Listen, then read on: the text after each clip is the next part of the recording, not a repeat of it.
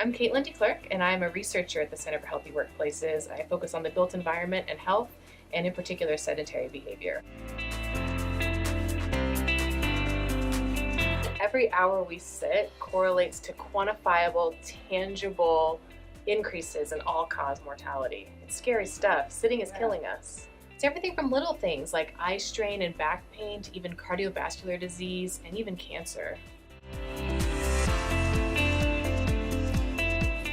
Well, first, we're trying to get a sense of what we know and what we don't know in the literature. So there's a lot that we do know about what sedentary behavior does to our bodies, but there's a lot we don't know. For example, is there amount of sitting per day that's safe?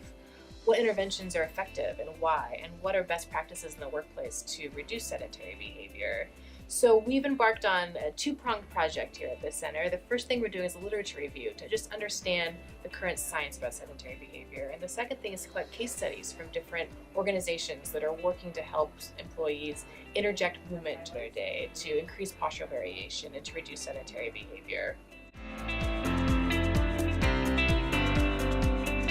It's going to tell us a lot about what the context of sedentary behavior is, so how often are people sitting, why, where, but also what are the things that encourage the behaviors that we know are healthy? What encourages people to take breaks throughout the day? What encourages people to maybe go on walks during their lunch break?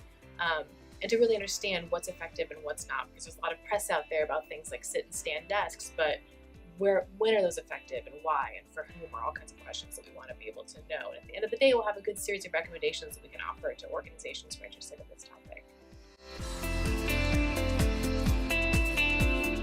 Turns out that actually too little exercise is not the same thing as too much sitting. So all the benefits of exercise can be undone if you spend the rest of your working hours or waking hours in a seated position.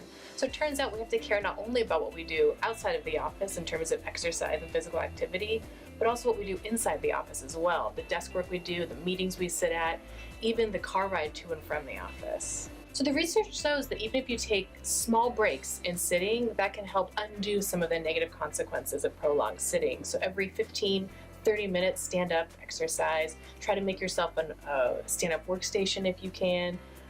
Activities like that are really important, but that also means you have to have a workspace that can accommodate those interventions.